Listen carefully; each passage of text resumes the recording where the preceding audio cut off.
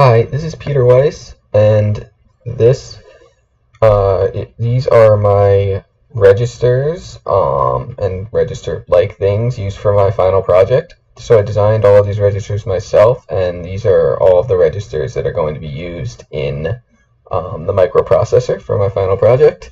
So if we start from the most basic level, we have the SR latch, which is just a set and a reset input, which are connected to NOR gates, and the other input to the NOR gate is the output of the other NOR gate. So the way this works is just when this reset goes high, Q goes low, and Q bar goes high, and when the set goes high, Q goes high and Q bar goes low. And when they're both 0, these just stay what they were before. When they're both 1, it's sort of an unpredictable state, so it doesn't really matter, and it doesn't really matter because we're not going to be using that state. So if we go and test this, this is the SR latch. So first I'll just give it a value to because it doesn't work until it has a value. So now if I set this, it goes to 1, and it doesn't matter how many times I do that. And if it stays at 1. Now if I reset it, it goes to 0. Q, we're looking at Q, and then Q bar is just the inverse of that. So now it goes to 0, and I can just keep setting and resetting, and we see when they're both 0, they just stay, and when they're both 1, we don't really care, but it seems that they both go to 0, or that they both go to 0, which is not what we want, because we want this to be the inverse of this, but it doesn't really matter. So when they're both 0, they just are what they are before, and we can set it and reset it. Now using this SR latch, we can build D latches. So this is an example of a D latch. This is the positive D latch, and then we have the negative D latch. So the positive D latch, like the negative D latch, has two states: the transparent state and the holding state. When the register is transparent, this D input is essentially what the input to S is, and the inverse of D is what the input to R is. So when it's transparent, the output Q will just be what D is, and it will change with D. And this is transparent, the positive latch, when C is high, when C is 1. When C is 0, is holding, and you see this is connected to AND gates. So if C is 0, these will both be 0. So the register will be holding, and the output will just stay whatever it is, because the inputs to both S and R will both be 0.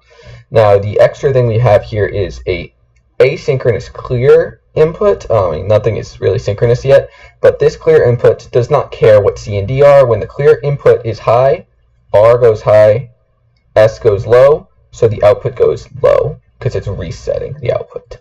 But if clear input is 0, if it's not high, then this will be 1, so the input to the AND gate will be 1, so this will just be whatever this is, and the input to this will be 0, so this will be whatever this is. So when it's 0, it doesn't affect this. When the clear is 1, it automatically clears it and resets it. If we look at the negative D latch, it's the exact same thing, except it's basically inverting the C, so we used NOR gates instead of AND gates. And you see that instead of having the D here and the inverted D here, we've switched that, but that's the same thing as before because now we have NOR gates. So this just does the exact same thing, except the hold state now is when C is 1, and the transparent state is when C is 0. So that's, and we have the exact same thing with the clear input here. So this is exactly the same as the positive latch, except with basically an inverted C input. Now if we go back and test these, so this is the positive D latch, this is the negative D latch. First I'll clear it, which gives it an initial value, gives Q an initial value of 0, and then Q bar will be 1. And now you can try changing D, but the output Q will not change no matter what D is, because we're in the holding state where C is 0. If we change this to 1, now the output will change with D because it's transparent. So transparent, C is 1, changes with D. Holding, C is 0, does not change. It'll be whatever it last was. So now this will stay 1. And the clear input, again, just sets it to 0. It doesn't matter what these inputs are. If you change these inputs, it doesn't matter if clear is 1, it resets it to 0. So clear does not care what anything else is. And now this is just the negative version of that. So we can clear that and set that to 0. Does the exact same thing.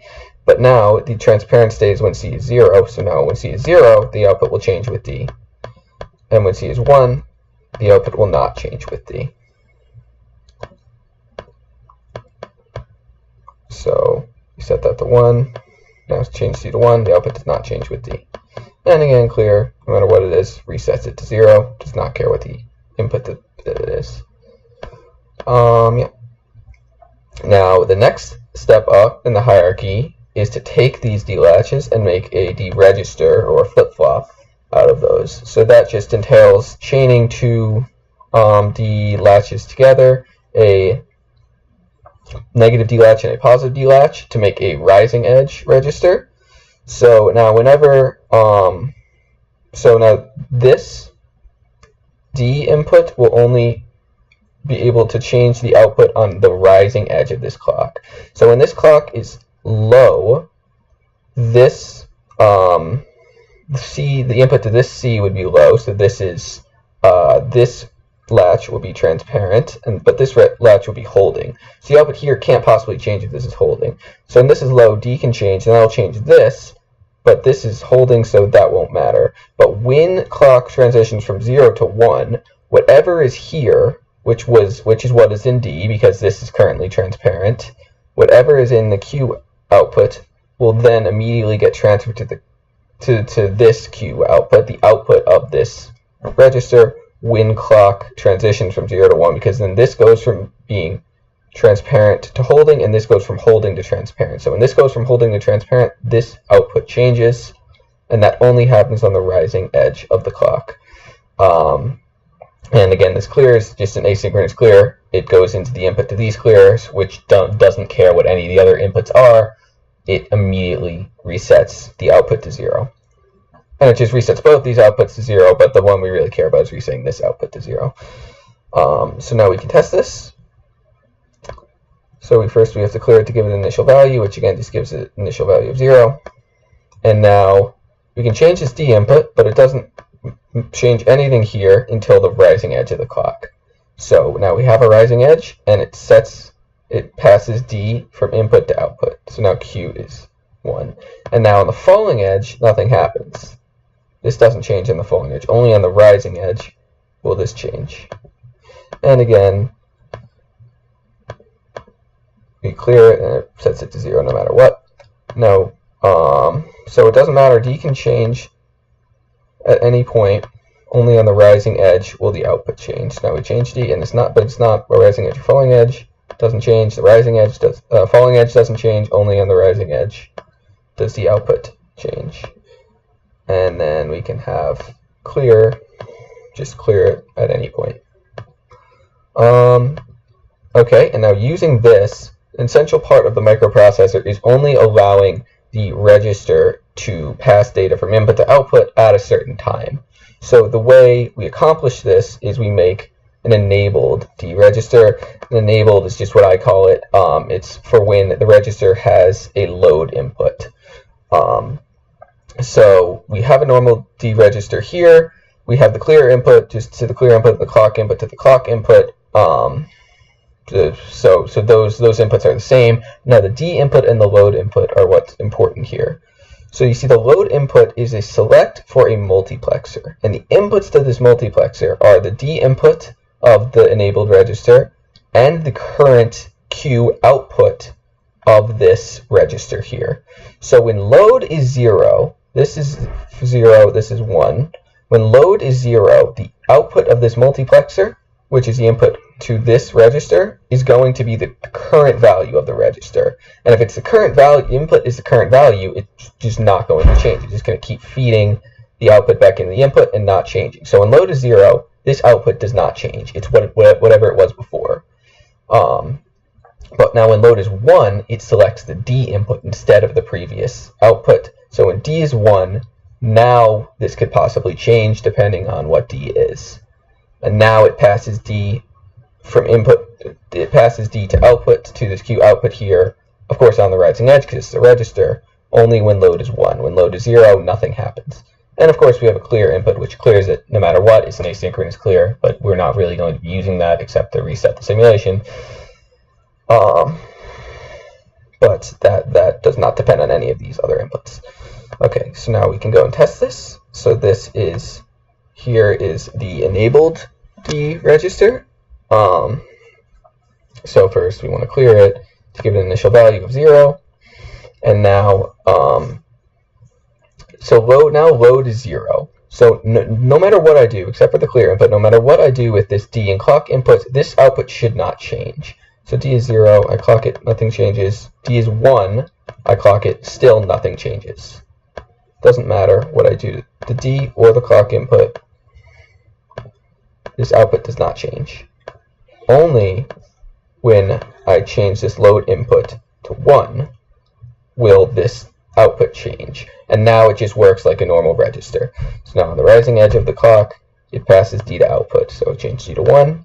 On the rising edge, it goes to output. Change D to 0. Not on the falling edge, but on the rising edge, it passes D to output. So now this just works like a normal register. And of course, I can clear it at any time to 0. So this register works the exact same way as this register. When load is 1, but when load is 0, it just holds the current value in the register. And this load signal is very important because this is what all of the control signals are going to be fed into for many registers. Okay, and now the last step to this microprocessor is to just simplify things. Instead of having 4 registers, I have 1 register that takes a 4-bit input. So that is what I have here. And looks complicated, but basically what it does is it takes a 4-bit input, it splits it up, and it feeds each bit into its own enabled register, and then it takes the output and it makes it back into a 4-bit output. And we also have a load input here, which is just fed into the load inputs of all the enabled registers, so that just does the exact same thing as we discussed before. It enables a register or does not enable it to pass the data to output. And of course we have the clock and the clear, like all the other registers, and asynchronous clear. And I have this East and West version, these 2 versions, but they're completely the same, completely identical circuits. I'm changing, you can't even notice the difference. They're exactly the same. The only difference is how they look. So this is an East register, this is a West register. It just has the input on the left and the output on the right versus the input on the right and the output on the left, because all the registers are going to be in the same place in the circuit, and some of them take input from the bus and some of them output to the bus. So we want, I don't know, it was more aesthetically pleasing for me to do that, but they're exactly the same circuit. So now we can test these. We clear it, and it sets all of these outputs to 0, all 4 bits to 0, because if we look at this, the clear is the same to all of these registers, so it's all 4 bits go to 0. And now we can change this input to whatever we want, and we can clock it, but nothing happens because its load input is 0. Again, doesn't matter what the input is except the clear. When load is 0, nothing happens. But now, if we change load to 1, the second there's a rising edge, this data, 1010, will get passed to output, 1010. And now nothing happens on the falling edge, but again on the rising edge, we'll pass this data to output, 0111, and clear at any point resets it all to 0. And so this is an enabled 4-bit register that passes data output when load is 1, doesn't do anything when load is 0, and it works on the rising edge just like all the other registers, and it has an asynchronous clear. And this works exactly the same way. It's just facing the other way, so load is 0, try to pass it to output, nothing happens. Only when load is 1 does it pass the data to output. It's exactly the same thing, just facing the opposite way, and then we can clear it. And so yeah, these are my registers, my SR latch, D latches, D register, enabled D register with the synchronous load, and 4-bit D registers with a synchronous load and an asynchronous clear. And again, this also has asynchronous clear. And so these are the registers that I will be using in my microprocessor. And this was just a video to demonstrate how they work, to look at their circuit, to look at their corresponding circuits, so that we can understand the way that they function in the microprocessor. Okay, thank you.